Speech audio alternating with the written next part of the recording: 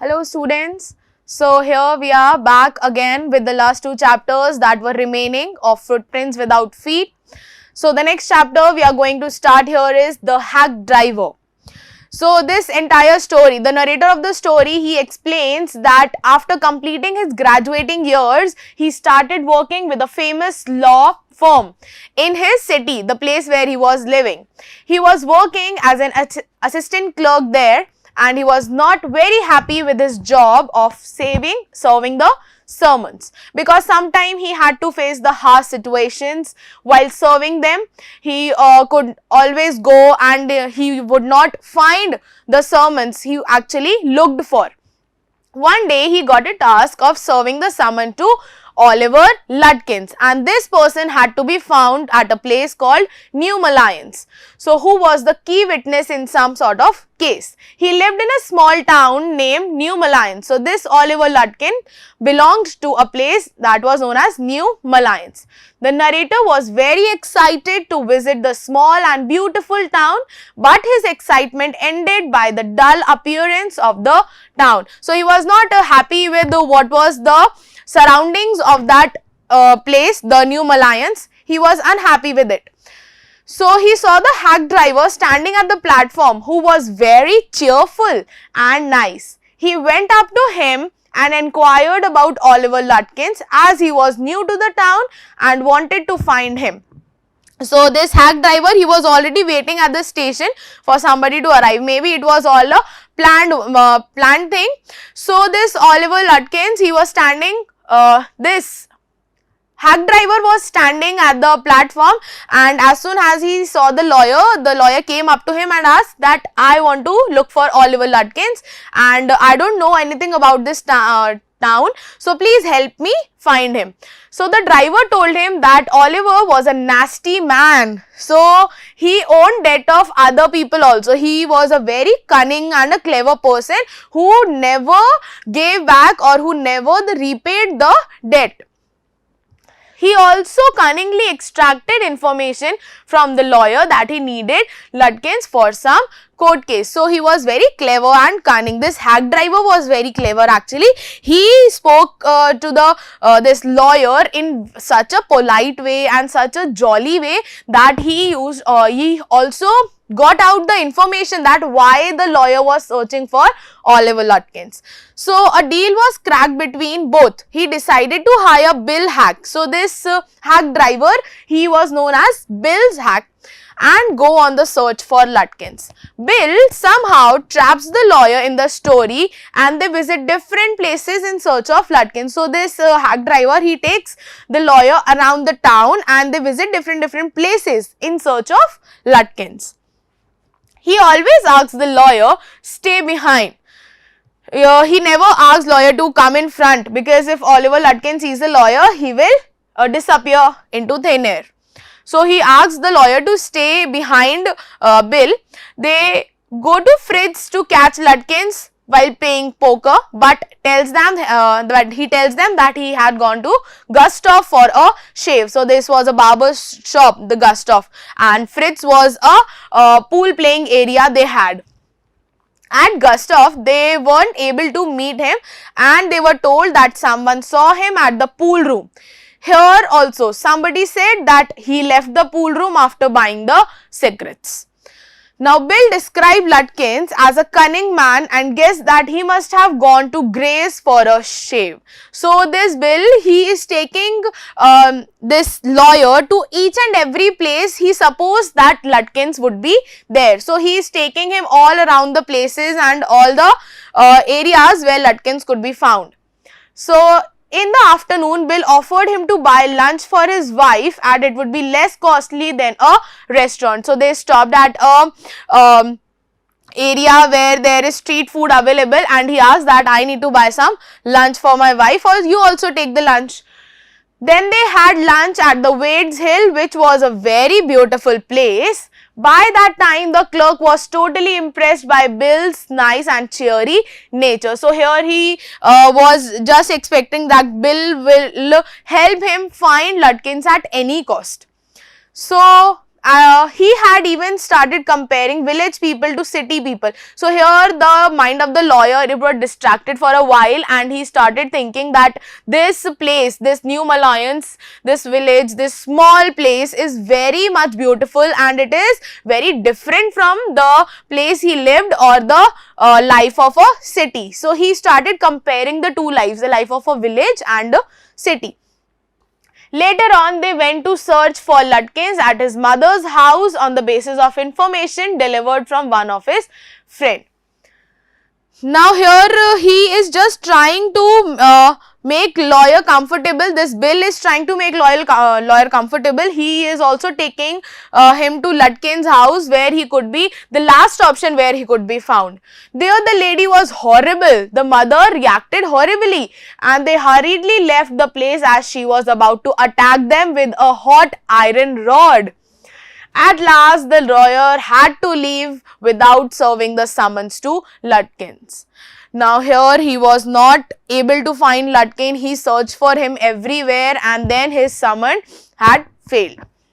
Next day he was scolded badly by the chief and was again sent to New Mallians with a companion who knew Lutkins. Now this lawyer, he was a new guy. He did not know who Lutkins was. So he was sent with another person, another companion who knew actually the face of Lutkins, and he could recognize Lutkins at once.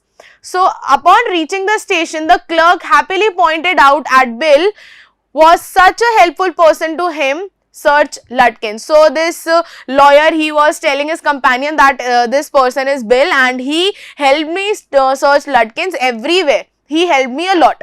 At this time, the truth was revealed by his companion that the hack driver was none other than Lutkin himself. The clerk felt so bad and ashamed of how he had been fooled by a villager. So he was just feeling shame on himself, because he was trying to be a lawyer now. He was an assistant lawyer right now. He was practicing law, but now he wanted to be a lawyer. He wanted to practice law on his own. So he felt ashamed of himself that I could not, I could be befooled so easily, and I could not find even a single person. So how will I practice law on my own? So this was the story about Oliver Lutkins. Now let us see some important questions related to the chapter. What attitude did the lawyer have to the country life? How did his experience at New Mallians change it? So initially, as I told you, they were sitting at the Wades Hill and they were having lunch there. So this lawyer, he started to compare the two lives, the life of a village, this New Mallian, and the life of city, the busy life that people have in city. So here he was just trying to say that the country life, the life in a village is much better than the life in the city, because the people there are always in a rush there. They are running after things. They are running after actually materialistic things. So here he was a little bit, he was wanting to live a life in the village, but afterwards when this guy Oliver Lutkins, he betrayed him or he befooled him, so his perspective towards that changed. Who befriended the narrator when he went to New Mallians? Where did he take them? So here you have to mention that the hack driver Bill was the one who befriended the narrator, the lawyer, and he took them to the Gustav, the Greys, and to Fritz. So everything you have to mention in this question. Now the next is a value based question. In life, people who trust others easily are sometimes made to look foolish. One should not be too trusting. So this we can see in our life also. We can sometime we face such circumstances, or we have these experience. So on the basis of that, or using your intellect, you have to explain how Oliver Lutkins made a fool of the young lawyer. Now the next question of this chapter says, the last question, attempt the character sketch of hack driver. So here you have to explain that how here he is explaining that he was cunning also, but he was very cheerful also. So he was Bill's nature was very nice. So Bill was also Oliver Lutkin. So you will mention each and every character that initially he was very helpful, he was of a jolly nature, but then he himself praised Lutkins, that he is the person, he is very nice, but the one problem that Lutkins has is he cannot repay the debts. So everything has to be mentioned here. After this chapter, children, we move to the last chapter, that is Bholi. Now, as we have already read the chapter, so you know very well about it. Now, Bholi is a simpleton girl. Her actual name is Sulekha, and what are the circumstances she faced under like when she is young at her home, then what phase she goes through when she goes to school, and all these things are explaining the life of a girl who actually is an ignored child, we can say, or a neglected child. The character of this story is a simple girl named Bholi, and this name was actually given to her because she was a simpleton. She was not of a cunning nature, and she did not know anything about the world, how what is greed, what is jealousy. So her name is Sulekha, and she is the 4th daughter of Nambardar Ramlal. She fell out of the court, and when she was 10 months old, and probably a part of her brain was damaged at that time. So pretty at the time of her birth, she was very beautiful at the time of her birth. Her body was disfigured at the age of 2 by an attack of smallpox. So these two things are to be kept in mind. When she was 10 months old, she fell off the cot, and therefore her brain was damaged, and when she was 2, she had an attack of smallpox, and that's why she had all those disfigured body and pock marks on her face. Only her eyes were saved as the late speaker. She also wasn't able to speak for 2 years. So as a late speaker, she could not speak clearly, and so children also made fun of her. Bholi was the weakest child amongst the brothers and sisters. Her brother and sister were healthy. Her sisters, who were never good looking, were married off, and her brother was sent to the city to study. So she was the only one at home who was remaining. When a primary school was opened in the village, Bholi's father, who was a revenue officer, wanted her to study there. He sent Bholi to school even though her mother protested it.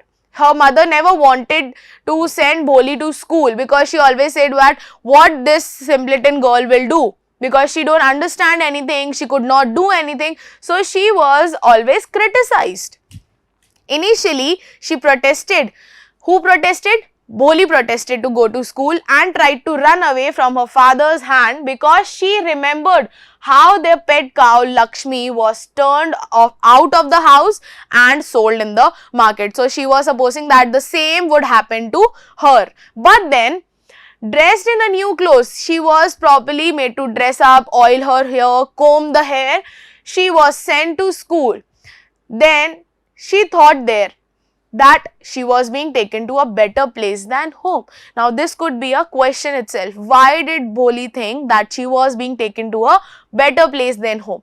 So here the answer would say that this was the very first time that she was given clean clothes, her hair were oiled and combed. So now she started to think that she was being taken to a better place. So happy to see other girls, she hoped that one of them could become her friend. She always wanted people around her to speak to her, but there was nobody because at home also she was neglected. So here she hoped that one of the girls could become my friend. The teacher asked Bholi her name, but Bholi was too scared to answer. So she stammered. She could not say her word in one go. The teacher smilingly encouraged her to speak. She also asked Bholi to come to school daily. She gave her a book with many colorful pictures in it, and she also told Bholi that she would be soon able to read and everyone would treat her and respect her. Treat her good and with respect. So Bholi was filled with hope. Here Bholi has uprisen the expectations from the teacher, because she was the only person till now, up till the age where she was Bholi now, she was the only one who encouraged Bholi to do something good. So as the village progressed, it developed. The primary school became the high school, and when Bholi was of a marriageable age, her father fixed her match with a person named Bishambarnath, because he was a well-to-do grocer and had big shop, house and large bank balance. nearly 50 years old. So this Bishambar was almost an equal age of Bholi's father. And he also walked with a limp. He had limp in his leg. Not only that, he was a widower and had grown up children. So this man, he was already married to some other women who had probably died in the earlier years, in the past years, and now he wanted to marry a young girl who had this man had grown up children, but yet he was willingly marrying Bholi. Bholi was not consulted before her marriage. Nobody spoke to her about this marriage. It was just fixed by the parents. The day her marriage came, Bishambar arrived with a big procession. He was pleased with the arrangement, but when Bholi's silken veil was removed, he was shocked to see her pock-marked face. He refused to garland her and said that the marriage would go through only if an additional 5,000 rupees were given to him. So here he again asked for the dowry. Till now he had not spoken even a single word about dowry. But here, as soon as he sees Bholi's face, he asks for 5,000 rupees as a dowry. Ramlal tried to negotiate the amount to 2,000 rupees, but all in vain. It was not even properly heard. Ramlal brought the money. When Bishambar was about to garland Bholi, she flung the garland into the fire. She very clearly told her father that she would not marry a man who was not only old and lame, but was also mean and a greedy person. She took a vow to never get married. She decided that she would become a teacher in the same school from where she had learned and gained the confidence and serve her parents in their old age. So this girl, Bholi, she had become confident here. Confident girl. She had gained all that confidence and encouragement because of her teacher, because she constantly supported her throughout everything, and there also the teacher was present at the time of marriage, and this was the motivation, or we can say the back support Bholi had, and because of that she was able to fight for her rights. Now what are the important questions? Why did Bholi's parents think her a dumb cow? So here we can explain everything we studied earlier in the chapter, that her part of brain was damaged when she was 10 months old. Then she had pockmark, so she was always neglected at home. She was not allowed to study. She was not allowed to go home, and they never spoke to her in a proper way. Also, while taking decision for a decision such as marriage, a big decision such as marriage, she was not even consulted. So God created this world, but teachers create human beings. How did Bholi's teacher succeed in changing the course of her life? So this is a very beautiful quotation, that God created this world, but actually the human beings. What are human beings now? The beings that have feelings in themselves. They are created by teachers, or a teacher or a person who inculcates all these values into students. So how can you say that Bholi's teacher was a major back support, or played a major role in changing Bholi's life? Why did Bholi think that she was being taken to a better place than home? This I already told you that this could be a question. Why did she think that she was going to a better place than her home? So here you will explain that initially she was scared that the parents are trying to sell her away like they did to Lakshmi. But then when she was dressed properly, she was given the new dress of her sister, her hairs were combed, oil. So there she thought, yes, I am being taken to a better place than my home, because here I am being dressed beautifully and being taken care of. Now education is always a great asset in the life of a woman. How did Bholi, an educated girl, face the challenges posed by Bishambar's greed? So here, if she would not have been ever gone to school, she would have never known what her rights were. And now, as she was well aware what she wanted in life and what she deserved in life, she could stand for herself. So how much education is important in our life, that you will describe using your intellect. So children, here we end with a revision of the last two chapters. And now in the next video, we will be learning or we will be revising the writing and the reading section. So I'll see you kids there. Bye-bye and have a good day.